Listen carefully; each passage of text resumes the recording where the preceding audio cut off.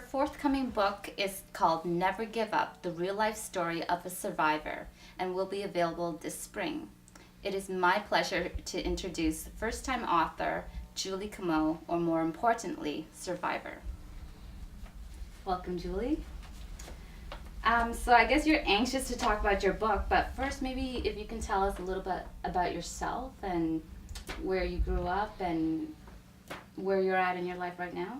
Well, I grew up in the city of Fredericton, of course, and I have a wonderful family. My husband Vince, and we have two wonderful boys, Justin and Aaron. And I've been doing this project since 2009, ever since my second story made newspapers, and I just right now in the process of launching my first book. So excellent. Well, we're very excited, and I understand you just bought your first home. Yes, we just bought our first home, basically a new beginning, and we're very excited about that as well. Excellent.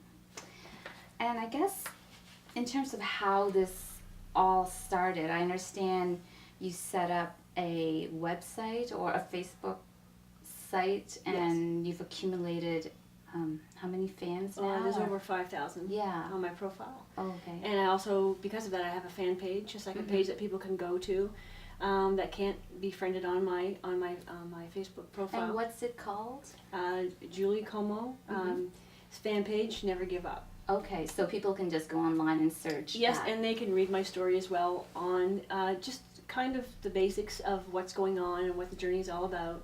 And you know, a little bit about my story as well and the inspiration that's involved. And you know, they join from there and just follow me as I go, I guess. Yeah, so I guess when it started, how many fans did you have, and how did people, I guess, snowballed into as many as you do have? Because I think it's definitely over 1,000, correct? Yes, it's over 1,000 people on the fan page, and it's growing every day. Yeah. Like I say, they started out with friending me, and that when the number became over 5,000. Yeah. And now they're just going over to the fan page. So it's just every day the number's different. So you know. How are they finding you? Just from the Gleaner article, or is it just... No, they're just friending me as I go, and I guess maybe they're seeing the people that are involved in the project. Maybe they're on their friends list as well. You know, because usually on Facebook, if you're friends with so and so, whoever it may be, it shows who you're also friends with, basically. So I think it's just like a chain reaction. Yeah. So yeah, and then once they read the story, they join the fan page. So it's. And then I also have a YouTube channel as well. Okay. So it's just kind of progressing like that, just so we can all stay in touch and collaborate, you know, with the story and what's going on. Yeah. Yeah. And what are the types of reactions or feedback are you getting on the groups?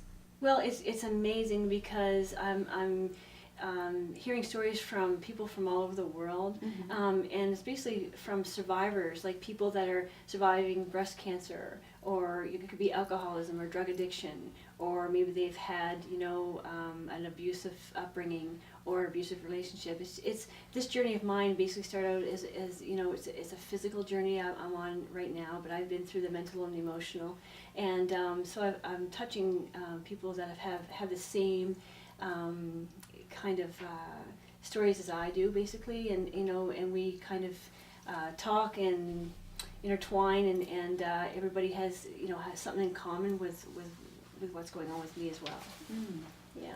So they're really connecting on a very personal level. Yes, and actually I had there's this one lady, she went to my fan page, and she read my story and the inspiration behind it, and she's a cancer survivor, and I was really blown away by that, because what had happened was she had never opened up to anybody, not even family or anybody. Really? Yes, and just by following me and seeing what I was doing, and she opened up to me, and she said, "You're the first person that I told my story to," and I've been walking around with this, you know, on my chest for years and years and years, and I've been so depressed and stressed out by it.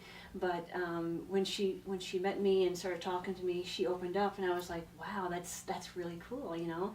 And obviously that's the kind of things that are the kind of messages that people are getting from me, that's allowing them to be at ease and to just kind of relax and whatever they're going through, just to kind of breathe through it, Yeah. and to know that there's a purpose for everybody on their journey, and we're all here for a reason. And of course, we're going to have obstacles and challenges along the way, but there's ways to overcome that and keep going, and that's the inner strength that you have to find. And that's, I guess, what I'm instilling in people right now. That's my mission. And that's a really powerful message. So do you believe that's your purpose, I guess, through the struggles and experiences that you've had in your life? Well, with what I've gone through thus far, at first, there was a point in my life where I had lost hope, and I had given up, or wanted to give up, and basically had lost all hope. And because I just didn't think that, at first I thought, they keep happening. Usually somebody will go through one tragedy in their lives or an obstacle that they can't overcome. Mm-hmm. And mine, it was like one thing after another, right from, it all started in 1990, and it just kept happening, as far as my health goes. And I lost hope, and I remember the first time that it kind of came to me. I was up in my room, and I'm really big on prayer. And I was like, speaking to God, and I had said, why am I here? Like, this is a joke. Like, everything is happening, everything's going wrong, and I don't even know my purpose here. And it's just like, it was just like, to me, I felt like, just being on this earth, there was no purpose. And once I started to just kind of become one with myself and think about, the outcome of all the sequence of events that were happening, I thought to myself, if everybody in the world is going through something, it must be tragic. And if they're feeling the same way I am right now through all the ordeals that they're going through, thinking, some people will go to suicide, some people will just, like I say, they become alcoholics or drug addicts, and they just kind of go on a broken path where there's no hope at all. I thought, I gotta help these people, because right now I am right there as well. And by just sharing my story and helping other people, they started sharing their stories with me, and that empowered my journey. That gave me strength through what I was going through.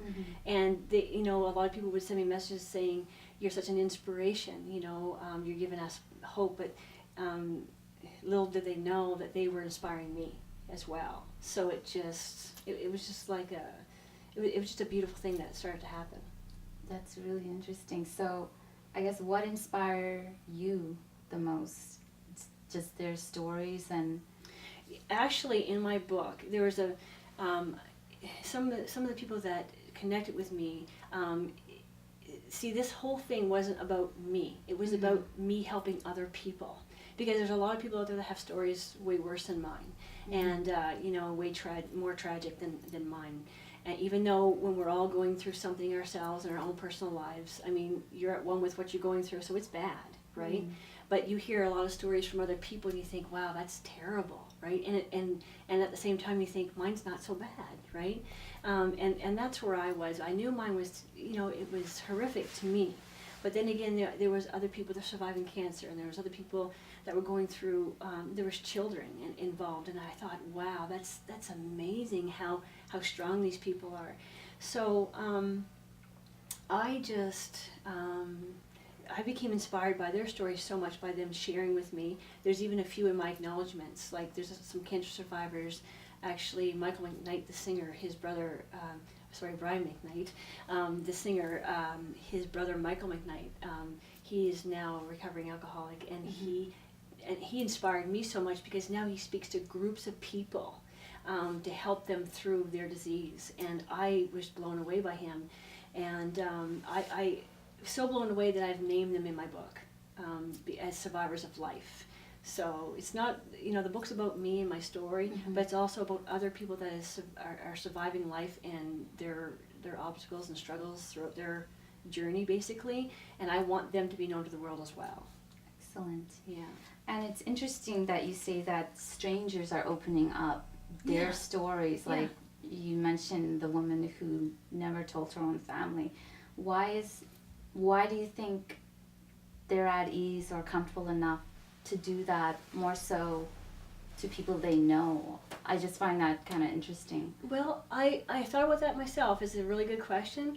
And I think that you have to have someone on the same page as you. I think that when you're talking to anybody that hasn't, maybe you're talking to someone that hasn't gone through a tragedy or you know, a struggle. You know, I know everybody does at some point, but there's some people that don't open up about that.